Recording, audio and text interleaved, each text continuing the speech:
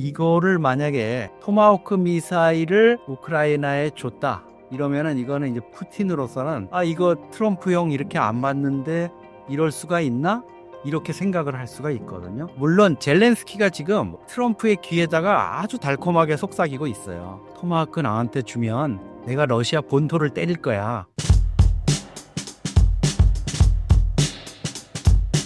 네, 한국국가전략연구원 북한연구센터장을 맡고 있는 이영종입니다. 가을이 됐는데요. 여러 가지 한반도 안보 정세도 만만치 않게 흘러갈 것 같습니다.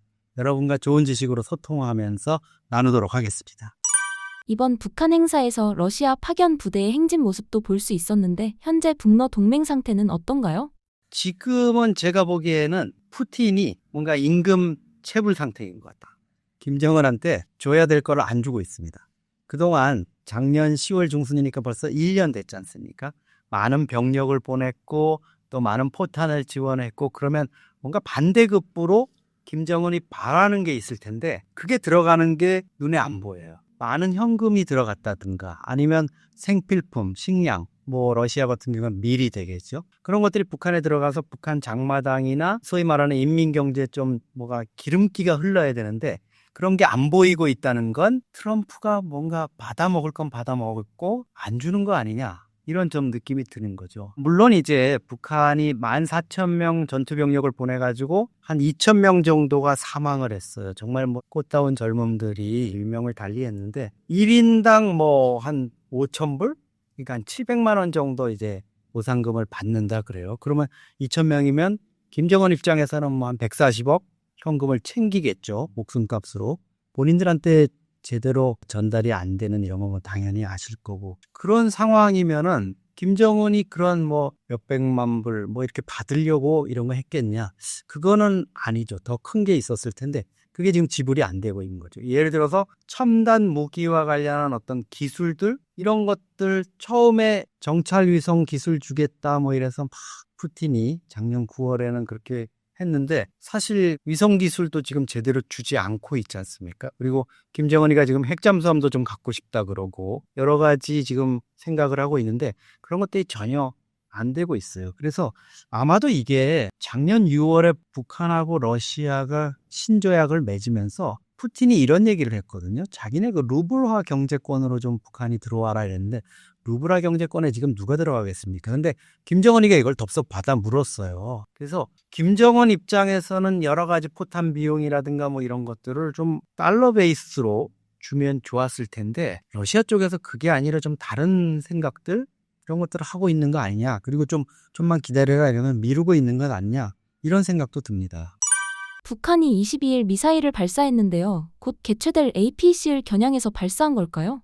다분히 그런 성격이 있다고 봐야죠. 지금 에이펙이 얼마 남지 않았던 이런 시점에서 도발을 했다는 거는 한반도에 자기네들의 미사일을 비록 그게 단거리 미사일 도발이었지만 쏠 경우에 어떤 문제가 생긴다는 거를 분명히 알고 있었거든요. 특히나 이게 지난 5월 이후에 처음 탄도미사일 도발을 한 거기 때문에 이재명 정부 입장에서는 취임 이후에 처음 북한이 탄도미사일 도발을 한 거예요. 그러면 당연히 대응에 나설 수밖에 없는 이런 상황이겠죠. 에이펙이라는 큰 행사를 준비하고 있고 시진핑도 온다 그러고 트럼프도 온다 그러고 이런 상황인데 김정은이 도발했다. 이거는 자기의 존재감, 나 평양 여기에 있어요 하고 잊지 말라는 이런 어떤 자기의 시그널을 보낸 거다. 이렇게 볼 수 있는데요. 그러면서도 김정은이 어떻게 보면 톤 조절을 또 한 거죠. 단거리 미사일을 쐈다는 거. 예를 들어서 장거리 ICBM 시험을 했다 이러면 또 난리가 날 텐데 단거리 ICBM, 단거리 미사일 이거는 미 백악관이나 국무부에서도 그거는 우리한테 직접적인 위협은 되지 않지만 유념하겠다. 이런 수준으로 그냥 넘길 수 있으니까요. 또 하나는 평양 근교에서 미사일 발사가 이루어졌는데 오전 8시 20분에 김정은이 참관하질 않았어요. 북한 군부 실세인 박정천이 나가서 그냥 이렇게 보는 수준이었으니까 김정은 입장에서는 그 미사일 현장에 나도 안 갔고 멀리 가는 미국 타격하는 것도 아니고 짧은 거리야. 나 그냥 실험해 본 거야, 새로. 그러면서 뭔가 도발은 도발인데 트럼프한테는 오히려 좀 역으로 유화적인 메시지를 보낸 게 아닌가 이런 느낌도 듭니다. 이번 APC에서 한미중이 만난다면 북한의 반응과 어떤 영향을 줄 수 있을까요? 북한 입장에선 지금 뭐 촉각을 곤두세우고 있겠죠. 김정은이 10월 달 들어서 하루가 뭐다 하고 막 공개 활동을 했잖아요. 그리고 하루에도 몇 차례 뭐 공개 활동을 하고 외국 국가원수랑 만나고 이런 일정을 했는데 한 닷새 이상 지금 나오질 않고 있는 이런 상황이 벌어지고 있거든요. 이거 이제 우리가 언론에서 쓸 때는 장고에 들어갔다 이렇게 이제 얘기를 하는 거죠. 김정은 입장에서는 31일 에이펙 이 시점에 트럼프가 한반도 지역에 오는데 특히 29일 날 또 미일 정상회담이 예정돼 있지 않습니까? 그러면 적어도 29일부터 31일까지 한 2박 3일 정도를 트럼프가 일본과 한반도 지역에 머문다는 얘기예요. 그러면 김정은 입장에서는 2019년 6월에 전격 판문점 회동을 할 때처럼 트럼프가 뭔가 자기한테 시그널을 보낼 수 있는 이런 시간의 폭이 넓어진다는 거죠. 그러면 여러 가지 경우의 수가 있을 텐데 김정은으로서는 먼저 좀 공세적으로 뭔가를 보내야 되는 부분도 있고요. 트럼프가 어떤 신호를 보내왔을 때 그걸 어느 수준에서 좀 최대한 자기 입지를 살리면서 호응하거나 또는 뭐 거절할 마음을 가지고 있을 수도 있죠. 그런 상황에 지금 대비를 하고 있는 걸로 보이고요. 김정은으로서는 뭐, 야, 이거 판문점에서 만나야 돼? 만약에 만난다면? 정말 사람들이 얘기하듯이 원산의 리조트에 불러가지고 뭐 요트 위에서 한번 회담을 하면 근사할까? 이런 경우의 수를 지금 여러 가지 셈법을 굴리고 있을 겁니다. 러우 전쟁이 끝나면 러시아의 동방 전환 파트너가 한국으로 기울 가능성이 있나요? 그거는 충분히 그럴 수가 있죠. 또 러시아 입장에서는 어떻게 보면 당연히 그래야 됩니다. 북한하고 러시아가 교역을 하거나 모든 경제적인 부분, 정치적인 이런 부분에서 얻을 수 있는 게 없습니다. 북한의 대외 교역에서 러시아가 차지하는 건 1%가 안 되거든요. 중국이 뭐 85%, 90%를 차지하고 있으니까. 그리고 뭐 러시아 쪽에서 북한 지역에 관광객을 뭐 보내겠다 뭐 이런 얘기들 많이 했었잖아요. 우리는 방문의 해, 한국 방문의 해 이러면 몇십만 명, 몇백만 명의 관광객을 가지고 논하는데 작년 한 해 러시아가 그렇게 북한에 뭐 관광객을 보내고 이런다는 제스처를 했는데 한 2,000명 수준밖에 안 돼요. 이거는 뭐 장난도 아니고 관광객 2,000명 와가지고 무슨 그게 경제에 도움이 되겠습니까? 그런 식으로 이제 여러 가지 북러 관계는 한계가 있는 반면에 한러 관계는 그렇지가 않죠. 먼저 한국은 전 세계가 알아주는 월등한 건설 능력을 갖고 있고요. 특히 각 분쟁 지역에서 전후복구 부분에서는 탁월한 능력을 발휘합니다. 도시 재건이라든가 건설 또 어떤 처리하는 거, 새로 리노베이션 하는 거 이런 부분에서 새로운 기술들이라든가 역량을 보여줄 수가 있거든요.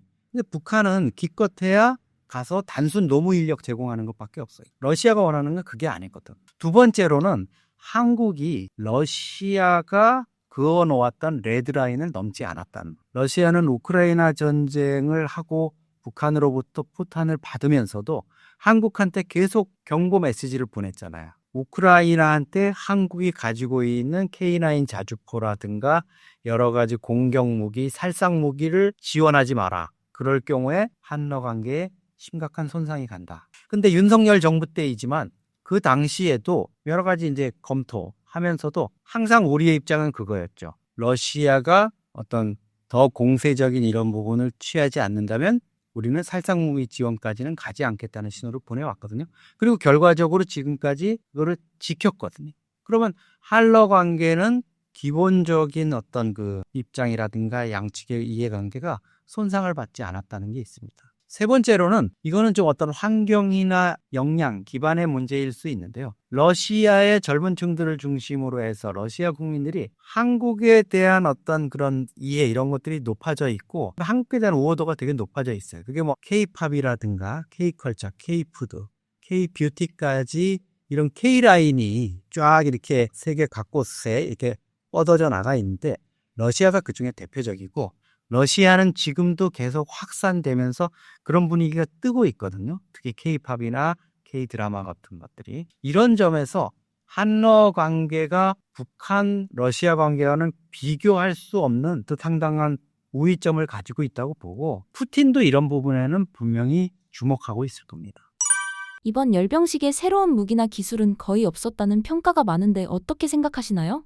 사실은 화성 20형이라고 대륙간 탄도미사일 신형을 끌고 나왔어요. 어마어마한 등치죠. 그 다음에 화성 11 마라는 극초음속 미사일도 달고 나왔습니다. 미사일 앞부분에 상어처럼 이렇게 날개가 달려 있어서 극초음속으로 운항하면서 또 해피 기동도 할 수 있고 뭐 이런 기능을 갖고 있는데, 근데 이 두 가지의 미사일 발사체는 사실 김정은이 그 열병식 며칠 전에 열렸던 우리의 뭐 방산 전시회죠.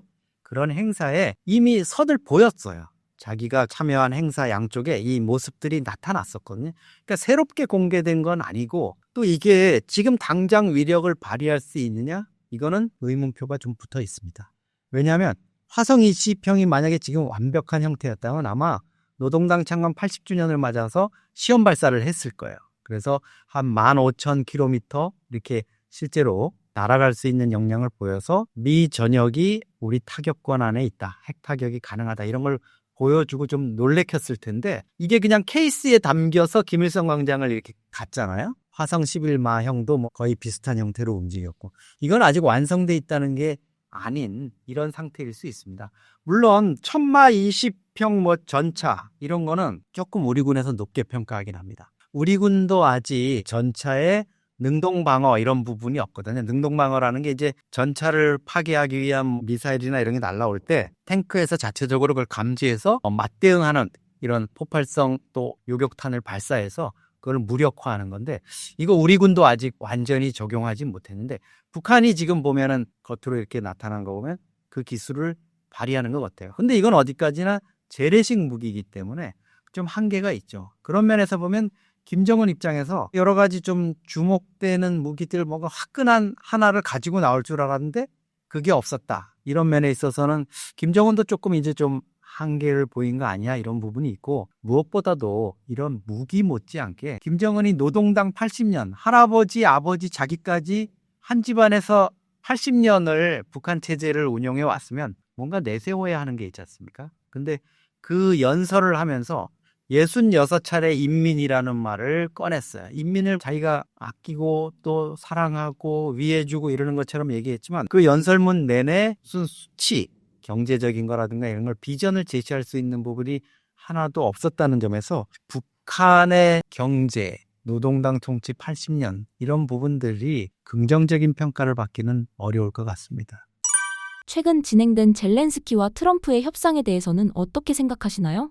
지금 현재로서는 트럼프의 어떤 중재안이나 이런 것들이 푸틴 그리고 젤렌스키 사이를 왔다 갔다 하면서 좀 아직도 길을 찾지 못하고 있는 상황인 것 같아요. 한쪽이 만족하면 한쪽이 불만족하고, 당연히 그렇죠. 지금 러시아하고 우크라이나가 전쟁을 지금 3년 넘게 하고 있잖아요. 그러다 보니까 양측이 지금 지칠 대로 지쳤는데, 여기서 제대로 화끈하게 또 국민들이 만족할 만한 어떤 성과를 얻지 못한 채 종전이 되거나 휴전이 되면 서로 간에 이제 타격을 입으니까 그런 건데, 지금 현재로서는 젤렌스키가 조금 만족스러워하는 입장인 것 같아요. 왜냐하면 그동안에는 푸틴이 계속 자기네들이 점령한 우크라이나 땅이라든가 뭐 돈바스 지역 이런 거를 그냥 갖겠다는 이런 욕심을 앞세웠고, 그 다음에 트럼프가 약간 푸틴 편을 들어줬잖아요.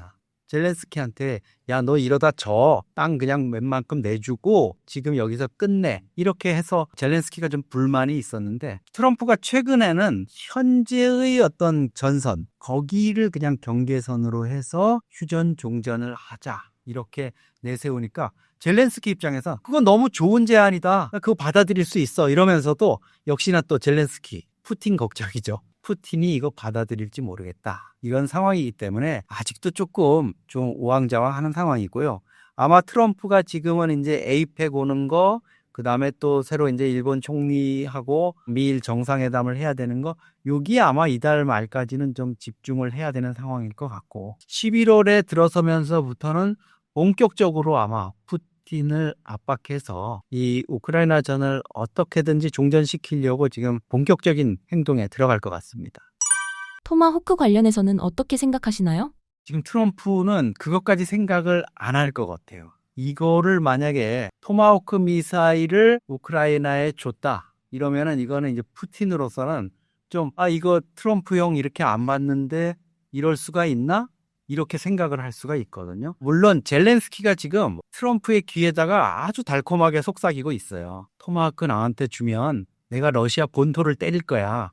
그러면 트럼프의 말 너가 엄청 푸틴이 안 들어왔지 않냐. 근데 이제 푸틴도 급해지면은 협상을 하자고, 종전 휴전을 하자고 나올 거야. 이거 외교적으로 해결할 수 있는 카드야. 이렇게 지금 젤렌스키가 계속 테이블에 나오게 할 수 있는 방법은 토마호크뿐이야. 이렇게 계속 좀 트럼프를 압박을 하고 있는데, 글쎄요, 젤렌스키의 이런 말에 쉽게 넘어갈 트럼프가 아닌 것 같아요. 트럼프는 제가 보면 기본적으로 일희일비하는 이런 부분은 있지만 센 사람의 말, 센 사람을 더 이렇게 떠받들고 약한 사람 알기를 좀 너무 무시하는, 그 젤렌스키한테 그 했던 여러 가지 수모라든가 이런 것들을 보면은 젤렌스키가 좀 묘안이라고 제시를 한다 그래도 결국은 푸틴의 편, 센 사람이 센 사람 마음을 알 거 아닙니까? 결국은 러시아의 입장에 서지 않을까 이렇게 생각이 듭니다. 이번 젤렌스키와 트럼프의 만남 이후 진행될 트럼프와 푸틴의 만남은 어떤 의미를 가지나요? 사실은 젤렌스키 입장에서는 개전 초에, 그러니까 2022년 초에 자기 지지율이 한 84% 정도 됐어요. 개전 초에. 러시아의 침공에 이렇게 맞서서 제대로 하는구나. 저 사람 코미디언 출신 대통령 뭐 별거 아닌 줄 알았는데 나름대로 세게 나간다 이랬는데, 이게 이제 전쟁이 장기화되고 좀 희생이 커지고 이러면서 사실 젤렌스키도 내부적으로 많은 어려움을 겪고 있거든요. 근데 최근에 와가지고 트럼프의 중재안도 거부하고 또 러시아가 키이우 본토까지 이제 미사일 공격을 하고 또 젤렌스키가 거기에 반격해서 러시아에 하고 이렇게 되면서 젤렌스키의 지지율은 오히려 조금 올라가고 있다 그래요. 근데 이제 젤렌스키의 문제는 그 지지 기반의 상당 부분이 약간 극우적인, 극단적인 이제 이런 사람들에 의해서 이루어지다 보니까 이 영토를 많이 러시아 쪽에 뺏기거나 내주거나 이렇게 되면 자기 권력 기반이 어려워질 수 있습니다. 그렇지 않아도 사실 젤렌스키는 이 우크라이나 전쟁을 어떻게 보면 활용해서 자기가 지금 계속 연장해서 집권을 하고 있는 이런 상황인데, 여기에서 이제 문제가 생기면 어떤 분은 그렇게도 얘기합니다. 극우 세력, 자기 지지 세력에 의해 가지고 탄핵당하거나 축출될 수 있다, 이런 얘기도 하고 있거든요. 그런 점에 있어서는 지금 젤렌스키 입장에서는 상당한 부담이 있을 수밖에 없고, 그래서 토마호크 미사일을 트럼프한테 달라고 한다거나 여러 가지 전쟁 중재안에서 최대한 영토 문제에 있어서는 자기에게 유리하게 가져가려고 지금 안간힘을 쓰는 것 같습니다. 장기화된 전쟁 속에서 현재 러시아의 내부 상황은 어떤가요? 지금까지 러시아가 전쟁에 투입한 병력만 한 80만 명 된대요. 그리고 초기에 아시겠지만 징집령을 내렸을 때 러시아 청년 60만 명이 해외로 탈출을 했어요. 징집을 피해서. 지금 우크라이나 전쟁터에서 싸우고 있는 러시아 군인들, 우크라이나도 비슷합니다만 그냥 외관상으로 보면 40, 50대 아저씨들 같아요. 젊은 병사들이 없어요. 북한군 거기 투입되어 있는 병사들 보면 16살에서 26살까지 요 정도 연령의 이제 청년 군인들인데, 우크라이나나 러시아는 거의 무슨 예비군들이 나가서 아니면 민방위 대원들이 싸우는 것 같은 이런 느낌을 갖거든요. 이거는 뭐냐 하면 러시아가 이제 전쟁을 어느 정도 좀 한계까지 왔다, 이렇게 좀 볼 수가 있는 거죠. 벌써 전쟁이 3년을 넘어서 내년 2월이면 4년이 됩니다. 그렇게 치열하게 전 사상자가 많이 나는 전쟁을, 또 엄청난 폭격으로 민간인 사상자가 발생하는 이런 상황을 지금 4년째 끌고 가고 있는 거거든요. 6.25 전쟁도 3년 1개월 정도 하고 휴전을 했잖아요. 근데 그거를 지금 넘어가고 있어요. 거기에다가 러시아가 지금 1년에 포탄만 한 350만 발, 400만 발을 쏟아붓고 있고, 북한으로부터도 지금 152mm로 환산할 때 한 1200만 발을 이렇게 가져온 걸로 이렇게 하고 있습니다. 물론 이게 좀 아이러니인데, 전쟁을 시작하면서 러시아 경제가 오히려 좀 잘 돌아가고 있어요. 그건 이제 전쟁 경제의 효과 때문에 그러거든요. 초기에 포탄이나 군복이라든가 뭐 이런 것들을 생산해야 되니까 경제가 어쨌든 돌아가는 거죠. 그리고 실업률이 지금 러시아가 3%밖에 안 돼요. 이거 어마어마하게 지금 경제가 호황인데, 근데 이게 언제까지 갈 거냐? 경제 전문가들은 전쟁 초기에 이런 특수들이 이제 빠지고 나면 결국은 엄청난 인플레이션, 그리고 고용 불안, 이런 부분이 나타날 거고, 모스크바에서는 러시아 서부에 있는 우크라이나 뭐 이쪽 지역에서 전쟁이 지금 치열하게 벌어지고 있지만 거기에서 몇천 킬로 떨어진 모스크바에서는 정말 전쟁의 분위기가 안 느껴지거든요. 거기 젊은 친구들 보면 막 클럽이나 바에 가서 이렇게 춤추고 노는 장면들 SNS에도 올라와요. 근데 거기 보면 젊은 청년들이 없어요. 전부 여성들만이 놀고 있는 거예요. 이게 이제 지금 우크라이나 전 사상자 또 해외로 도피한 러시아 청년들 이런 걸로 지금 일그러진 러시아의 어떤 현실 그리고 미래를 보여주는 게 아닌가 이런 생각이 듭니다. 트럼프가 러우 전쟁을 통해 얻고자 하는 바는 무엇인가요? 트럼프 입장에서는 사실 다른 게 없습니다. 이 우크라이나 전쟁을 통해서 그 과정에서 미국의 어떤 이득이나 영향력 이런 것들이 극대화되는 부분이 하나 있고요. 거기에 플러스해서 자기가 생각하는 자기한테 돌아올 혜택이 뭐고 자기가 취할 수 있는 이득이 뭔가 이 두 가지에 초점이 맞춰져 있는 것 같아요. 트럼프가 무슨 이 분쟁 해결을 통해 가지고 세계적인 평화 사도가 되려는 것도 아니고 마음은 내년도 노벨상 수상으로 벌써 달려가고 있겠죠.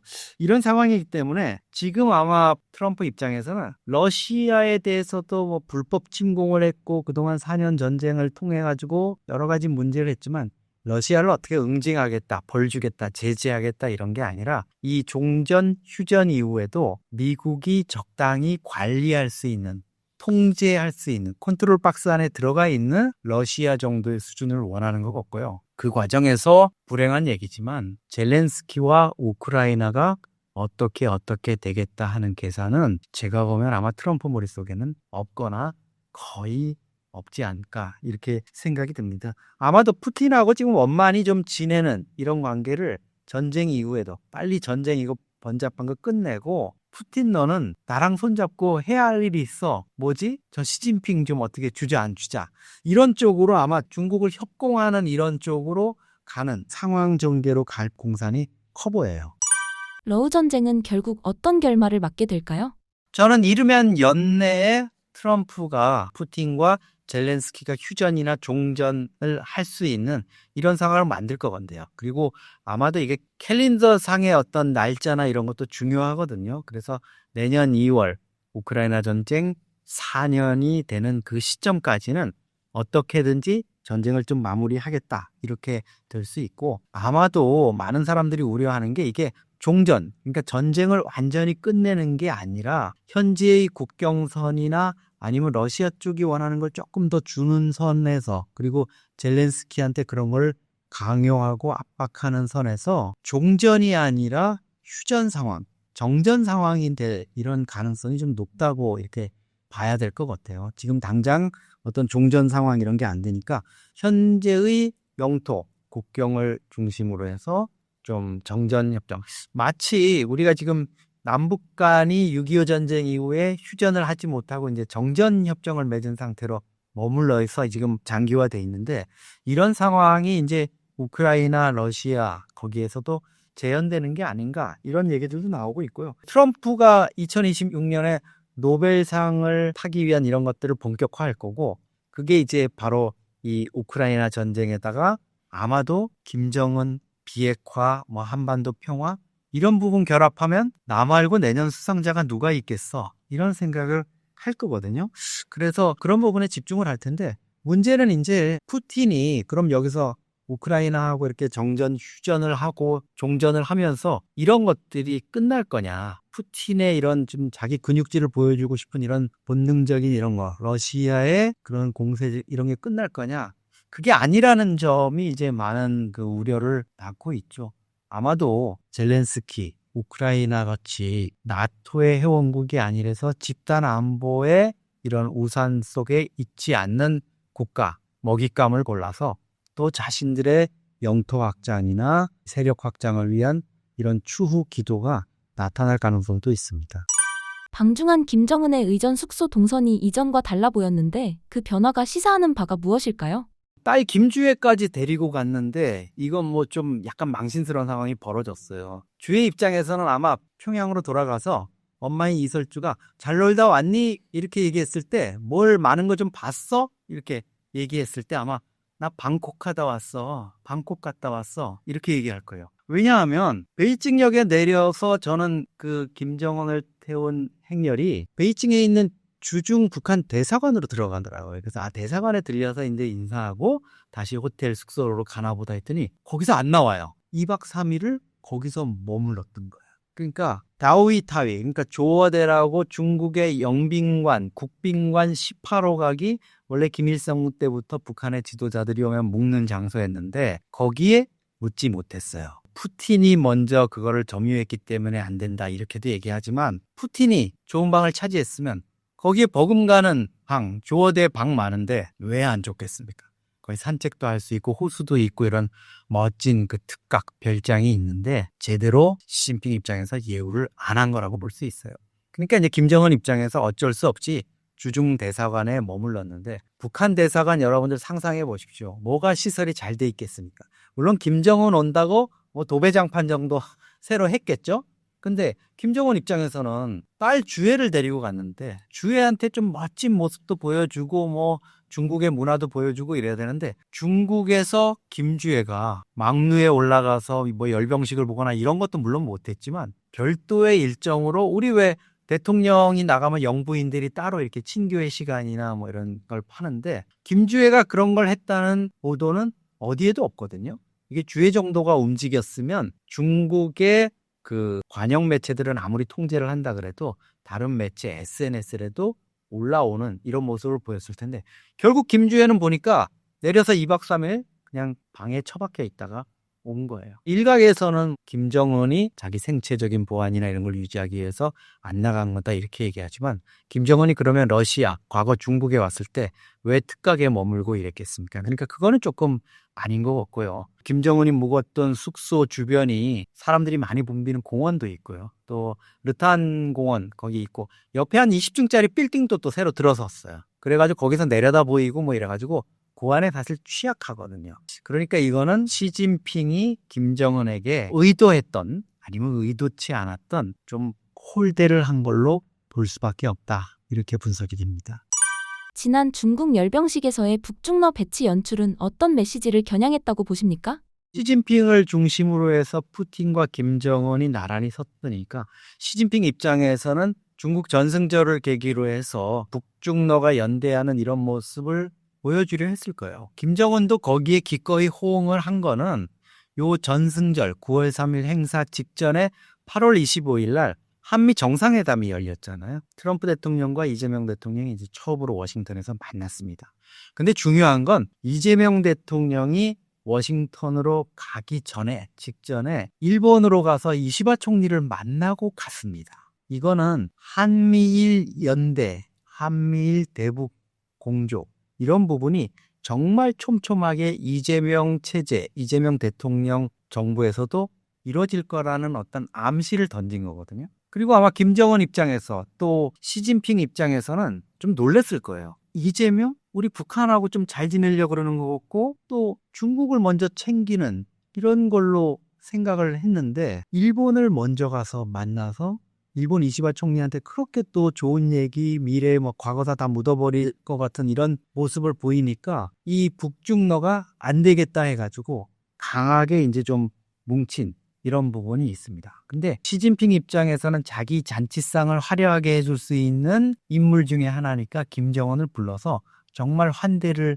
한 것 같아요. 그러면서도 시진핑과 베이징 지도부들의 입장에서는 김정은에 대한 서운한 마음, 북러 밀착, 뭐 푸틴하고 짝짝꿍했던 지난 한 1년 넘는 기간 이런 부분에 대해서 분명히 계산을 해야 되겠다는 생각은 있었던 것 같아요. 그러다 보니까 시진핑이 김정은에게 대하는 이런 표정이라든가 이런 것들이 예전 같지 않은 점이 있었습니다. 그리고 무엇보다도 집 나간 자식처럼 행동을 했잖아요. 김정은이.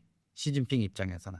그러니까 일단 돌아와 준 거는 고맙고 이러니까 일단 뜨뜻한 밥 먹이고 뜨뜻하게 잠 재운 것 같아요. 근데 우리가 왜 집 나갔던 자식들 훈육하고 가르치려면 제일 중요한 게 뭐니까 재발 방지잖아요. 아마 이 재발 방지나 이런 부분에 대해서는 시진핑이 추후에라도 좀 따끔하게 이렇게 지적을 하게 되고 어떤 식으로든지 거기에 대한 상응한 계산을 할 것 같고요. 김주애까지 데리고 온 김정은에게 완전 환대 이런 것들을 하지 않고 또 김주애를 천안문 막루에 이렇게 세우지 못하게 했던 점 또 공개 활동이나 이런 것들을 통해서 자칫하면 이 전승절 행사에 김주애가 씬스틸러가 돼버리면 안 되니까 이런 부분도 중국 측에서는 되게 고민을 한 것 같습니다.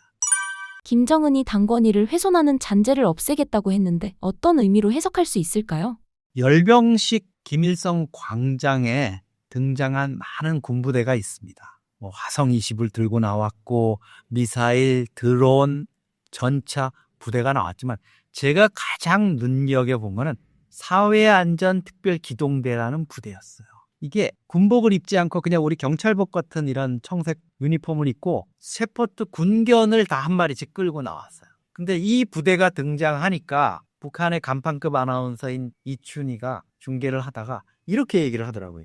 우리 제도의 안전을 해치는 불순한 기도와 행위, 맹렬한 추격전으로 색출해 진압소탕하는 사회안전 특수기동대입니다. 그러니까 김정은 입장에서는 전승절, 자기네들이 어떤 병력이라든가 뭐 군사력 이런 거를 보여주는 자리에서 어떻게 보면 우리 경찰 특공대 같은 부대를 불러가지고 거기에 아주 부각을 시킨 겁니다. 이거는 제가 보기에는 북한 주민들을 향해서 반체제, 북한 체제에 대항하지 마라. 그리고 김정은 체제에 순응해라 하는 강력한 경고였다고 저는 보거든요. 과거 같으면 북한이 이런 임무를 띈 부대를 밖으로 이렇게 노출시키는 자체를 꺼렸을 거예요.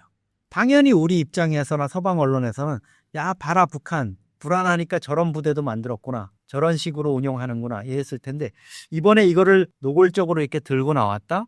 이건 아마 북한이 뭔가 최근 들어서 북한 체제의 내부, 민심, 또 주민 여론이 심상치 않다. 그리고 이런 특별 기동대까지 만들어서 대응을 해야 될 정도로 좀 심상치 않다 이런 걸 느낀 것 같고요. 그게 이제 우크라이나 전쟁에 가서 2,000명이 사망하고 또 그보다 훨씬 많은 인원이 부상을 입은 이런 거에 대한 어떤 그 당사자들이나 가족들의 불만 그리고 원래 기저에 깔려있는 북한 주민들의 어떤 한국 드라마, 영화, 한류를 통해서 외부 정보를 접하고 자기네들이 속고 있는 것 같다는 느낌들 이런 것들을 받는 거에 대한 어떤 대응일 수도 있고요. 그런 면에서 이제 지난 10월 19일 중부전선을 통해서 북한군이 귀순한 사건 이건 그냥 한 명의 귀순이지만 북한 입장에서는 상당히 좀 골치 아픈 그런 사안으로 받아들일 수 있습니다. 앞으로 북중은 경제, 안보, 외교 중 어디부터 손을 댈까요? 그리고 북중 관계는 어떻게 될까요? 북중 관계는 사실 복원이 될 것 같아요. 왜냐하면 중국도 북한에 대한 어떤 영향력 이런 것들이 자기네들이 맹주라고 생각하거든요. 그리고 최대의 후견국이고 산과 물이 있다는 맹방이고 뭐 이렇게 얘기하기 때문에 아마 푸틴과 김정은의 그 브로맨스는 이건 잠깐 그냥 유행가 가사처럼 흘러가는 거라면 우리는 정말 그 오랫동안 맺어온 관계 이런 부분이다 하면서 북중 관계의 어떤 공고성 이런 것들을 분명히 할 거고요. 그 기저에는 뭐가 있냐면 북중 간의 어떤 경제 관계가 있습니다. 교역 이런 것들 95%를 또 80% 이상 95%를 중국에 의존할 수밖에 없는 북한의 상황 이런 것들이 그건 뭐 김정은도 당연히 인정을 하겠죠. 그러다 보니까 이제 뭐 북한 입장에서는 다시 시진핑의 품으로 이렇게 들어갈 수밖에 없고 사실 그 전승절 행사 9월 3일 날 했기 때문에 김정은이 베이징을 방문했는데도 그 얼마 있다가 다시 최선희 외무상이 시진핑을 만나러 갔죠. 시진핑을 물론 만나지는 못했어요. 그렇지만 중국 측하고 이제 고위 외교 회의를 했는데 이거 자체도 상당한 의미가 있다고 봐야 됩니다.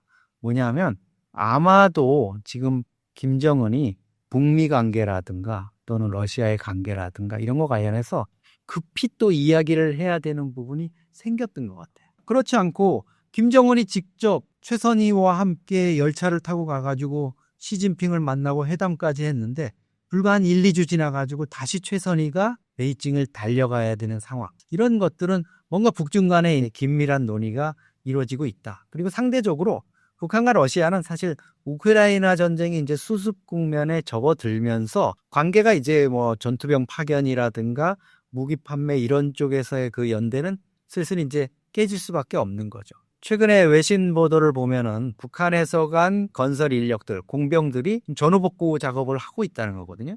이런 부분들이 이제 서서히 연대의 끈이 점점 이제 낮은 레벨로 가고 있다. 이런 부분을 얘기하는 것 같습니다. 현재 트럼프 위기 이후 주한미군이 대폭 줄여나갈 예정에 있습니다. 결국 주한미군이 철수하게 될까요? 철군까지는 어렵다고 봅니다. 다만 이제 감축, 어떤 기능 조정이라든가 그런 소위 말하는 전략적 유연성이라고 표현하는 어디든지 쓸 수 있는 주한미군 이런 식으로 그 뭐 주한미군이 아니죠. 사실은 약간 동북아의 전략 기동군 이런 형태인데 그러면서도 또 중동전이나 어디 다른 분쟁 지역에 언제든지 투입할 수 있는 이런 군의 형태를 이제 미국은 원하는 것 같아요.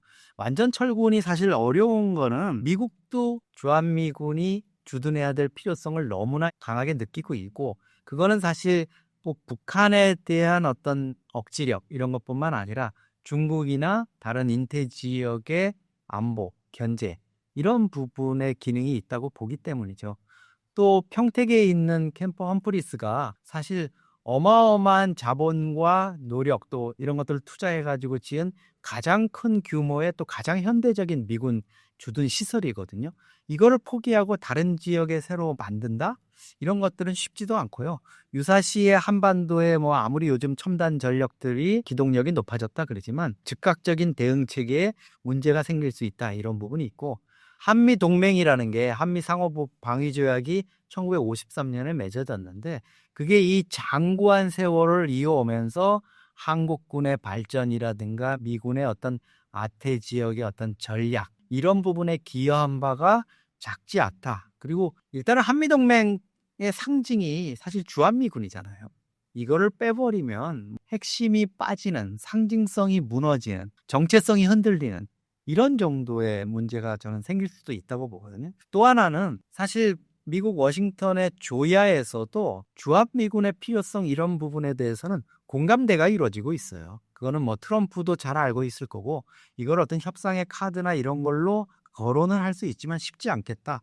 국방예산법인 NDA에도 28,500명인 현재의 주한미군을 그대로 유지하는 게 좋겠다. 이렇게 얘기를 하고 있습니다. 심지어 북한의 김정일 국방위원장, 김정은의 아버지도 과거의 남북 정상회담 때 통일 이후에도 주한미군이 한반도에 남아 있어도 나쁘지 않겠다. 이렇게 얘기를 했어요.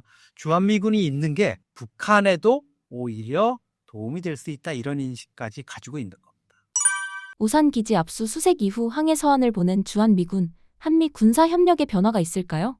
사실 미국 측은 이재명 정부에 대해서 끊임없이 의심을 하는 것 같아요. 이게 그냥 일반적인 사건이 아니라 이재명 정부의 검찰, 이제 존섭 특검이 내란 특검이 7월 21일 날 이 오산 기지를 이제 방문해가지고 압수수색을 했는데 사실 이게 그 미국 측의 입장은 이런 거예요. 그 안에 있는 한국군 부대 MCRC라 그래가지고 아주 저도 여기는 가봤는데 정말 어마어마한 시설이에요.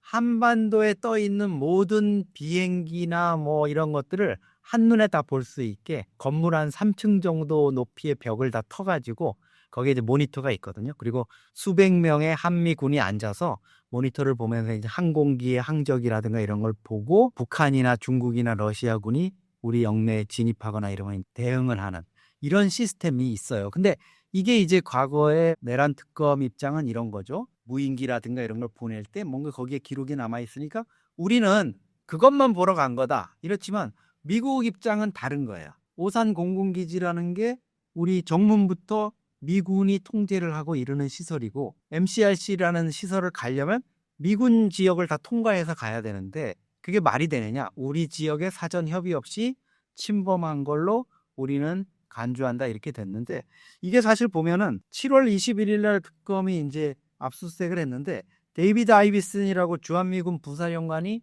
항의 서한을 보낸 게 알려진 게 이제 10월 중순이에요. 그러니까 미군 측이나 또 워싱턴에서는 이 사안을 그냥 그 당시에 이렇게 쉽게 넘어가는 일로 받아들이지 않았다는 거죠. 8월 25일 날 워싱턴에서 한미 정상회담 하던 날 회의 직전의 상황을 우리가 복기해 보면 그날 왜 갑자기 푸틴이 한국에서 숙청과 혁명이 일어나고 있다 이렇게 올려가지고 난리가 났었잖아. 이 도대체 트럼프의 머릿속에 누가 이런 거를 주입시켰을까 이렇게 했는데 이재명 대통령이 거기에 대해서 이제 잘 설명을 하면서 트럼프가 이제 오해가 풀린 것 같다. 나는 오해가 풀렸을 거라고 확신한다.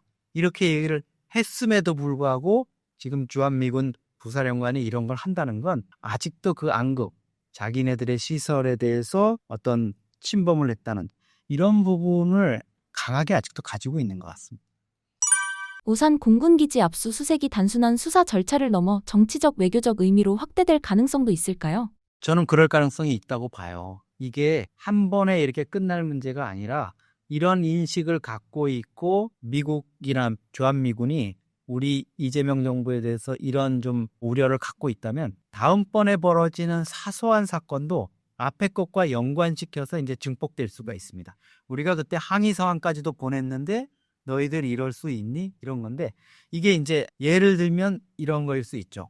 판문점을 통해서 남북을 오가는 경우라든가 또 여러 가지 남북 간의 통로를 통해서 남북을 오갈 때 주한미군 사령관 정전 군정위에서 그걸 통제를 받게 돼 있는데 유엔사에서. 근데 만약에 이재명 정부에서 남북 간의 교류라든가 이런 걸 좀 우선시해 가지고 어떤 부분을 물건을 들여보내거나 뭐 사람이 오가거나 이럴 때 좀 비밀리에 하기 위해서 통제를 받지 않고 간다던가 또 유엔사의 승인을 받고 가야 되는 물품들 뭐 이런 건데 그냥 지원을 했다거나 이런 것들이 나중에 알려질 경우에 한미 간에 이게 상당한 좀 갈등 요인이 될 수가 있다. 이런 게 있고요. 이게 이제 사실은 미국이 이재명 정부에 대해서 이렇게 우려를 하고 약간의 불신 같은 걸 보내는 거는 미국이 사실 이재명 정부의 구성원들의 그 과거 전력이라든가 이런 것들을 너무 속속들이 잘 알고 있죠. 예를 들어 뭐 김민석 총리라든가 또 핵심적인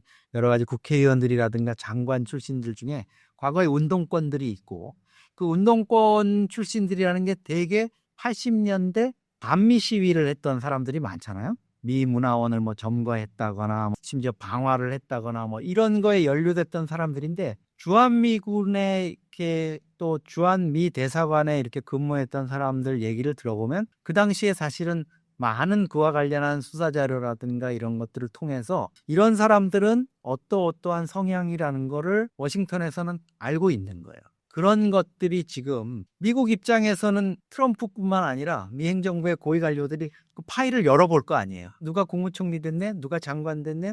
누가 뭐 됐네? 하면 열어볼 때 이거 좀 이상해. 이 사람이 옛날에 이랬던 사람이네 하면서 좀 선입견을 가질 수도 있는 거죠. 그래서 이런 부분을 좀 해결을 하지 않으면 사소한 오해 이런 것들이 한미 간의 좀 갈등 이런 걸로 저는 증폭될 가능성도 있다고 봅니다. 만약 주한미군이 감축하거나 철수한다면 한국은 독자 핵무장 가능할까요? 독자적인 핵무장은 어렵습니다. 현실적으로 기분대로 좀 끌리는 대로 하면 우리도 가져야지 북한이 핵 가지고 있는데 이런 얘기를 할 수는 있는데 참 쉽지 않은 문제죠. 그러려면 우리 국민들이 각오가 돼 있어야 됩니다. 지금 뭐 현대자동차 또 삼성전자 하이닉스가 해외 수출해서 우리가 먹고 사는 거 이런 것들을 다 포기하고 정말 풀뿌리 캐 먹으면서 쫄쫄 굶어가면서 허리띠 조여가면서 우리가 핵 하나 믿고 가보자. 우리는 그런 국가적인 어떤 부나 대외 교역이나 이런 거보다 우리 국가를 지키기 위한 이 핵이 더 중요해. 북한식 마인드죠. 그런 각오가 돼 있지 않다면 어렵죠. 뭐 여러 가지 포기해야 되는 것도 많고 핵과 관련한 미국의 제재라든가 이런 것들도 온전히 우리가 감내해야 되는데 우리는 좀 그런 맷집은 또 없지 않습니까? 그러니까 그런 부분은 좀 어렵다고 보고요. 사실은 여러 가지 뭐 독자 핵무장론이라든가 이런 것도 나오고 해외에서 핵을 반입하는 문제 이렇게 나오지만 지금 우리 사회의 어떤 전반적인 분위기나 이런 걸로 볼 때는 전술핵을 재반입하는 문제도 많은 국민적 갈등이나 어떤 소모적인 상황 이런 것들을 겪을 수밖에 없고 그럼에도 불구하고 그게 성사가 될 수 있을 거라는 이런 담보를 하기도 좀 어려운 상황인 것 같습니다. 주한미군이 정말 철수하게 된다면 미국은 또 어떤 피해를 보게 될까요? 일단 미국 입장에서는 주한미군이 평택 험프리스 기지에 주둔하면서 가장 큰 주 목적이라고 할 수 있는 주 효과라고 할 수 있는 중국에 대한 어떤 견제 이런 부분을 잃어버린다고 할 수 있죠. 사실 평택 기지가 서해안에 바로 붙어 있기 때문에 중국이 만들어질 때부터 많은 우려를 했잖아요. 중국 대륙을 한눈에 이렇게 보면서 방어하고 견제하고 또 동향을 볼 수 있는 거기 때문에 이런 부분들에 대한 좀 상실 이런 게 가장 저는 클 거라고 보고요. 또 하나는 이제 한반도에 대한 영향력 이런 게 현격하게 아마 줄어들 겁니다. 직접 여기에 미군이 주둔하면서 유사시의 인계철선이라고도 그러죠. 어떤 도발이 있을 경우에 주한미군이 여기 있기 때문에 어쩔 수 없이 미국이 거기에 개입을 해가지고 분쟁을 조정하고 뭐 막아내고 방어하고 이럴 상황, 이런 한반도에 대한 영향력이 줄어들게 되면 결국은 중국이나 일본, 러시아가 북한에 대한 영향력 또 한국에 대한 영향력을 이제 증대시킬 수밖에 없는 이런 상황? 그거 뭐 미국이 그렇게 쉽게 받아들일 수 있을 것 같지 않고요. 또 하나는 이제 한국민들이 한미 동맹에 대한 어떤 정서적인 의존감 이런 것들이 이제 무너질 것 같아요. 그럼 미국에 대한 어떤 우호적인 인식들 그나마 가지고 있는 이런 것들이 무너질 수 있고, 그다음에 일본에 주둔하기 위한 어떤 그런 준비를 해야 될 건데, 뭐 미군이 그렇다고 여기서 철수해가지고 뭐 괌으로 갈 수는 없지 않습니까? 그러면 주일 미군 기지가 뭐 지금도 몇 곳에 있습니다만 그런 것들을 이제 다시 정비하고 또 새롭게 이제 주한미군 규모가 옮겨가가지고 어떤 전개를 할 때 드는 비용들 이런 것들 생각하면 미군으로서는 캠프 험프리스 평택기지 이 좋은 기지를 버릴 어떤 실질적 또 명분적 이런 것들이 없고, 그래서 뭐 우리 쪽에 한 인사분도 그런 얘기 하더라고요. 미국이 뭐 주한미군 나가려면 나가라고 우리가 그래봐. 미국이 절대 안 나갈 거니까. 이런 식으로까지도 인식하는데 그것도 뭐 저는 결코 틀린 얘기는 아니라고 봅니다. 한국이 미중 전략 경쟁 속에서 균형을 유지하기 위해 어떤 전략적 선택을 해야 할까요? 우리 입장에서는 지금 북한 비핵화가 쉽지 않아졌으니까 북핵에 대응하는 게 가장 필요한데요.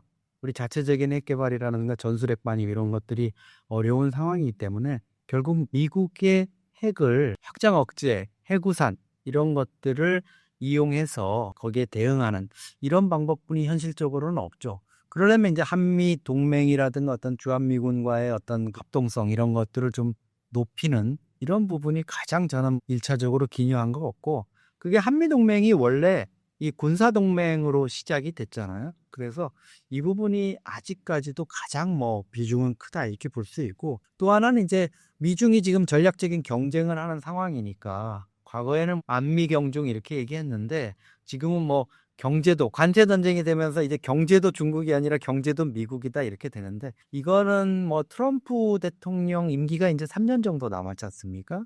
그래서 요거는 좀 단기적인 부분일 것 같고요. 관세 문제라든가 이런 부분은 결국 그 이후에 역시 우리가 그 경제 문제와 관련해서 중국과의 어떤 교역 수준 유지라든가 또 이런 부분이 있을 수 있고, 중국에 대한 의존이 우리가 좀 큰 부분이 있거든요. 산업별로 또 교역 그런 별로.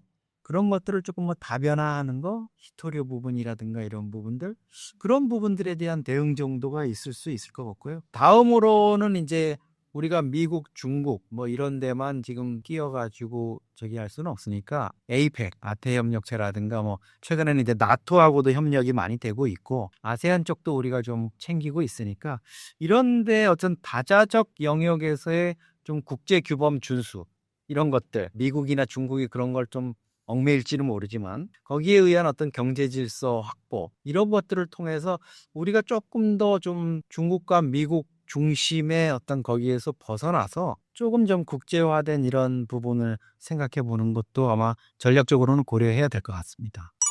신사임당 구독자분들께 한 말씀 부탁드립니다. 네, 신사임당 구독자 여러분, 여러분들의 사랑에 힘입어서 저도 열심히 콘텐츠를 만들고 있습니다. 여러분들과 앞으로 더 자주 뵈면서 새로운 지식으로 소통하도록 하겠습니다. 감사합니다.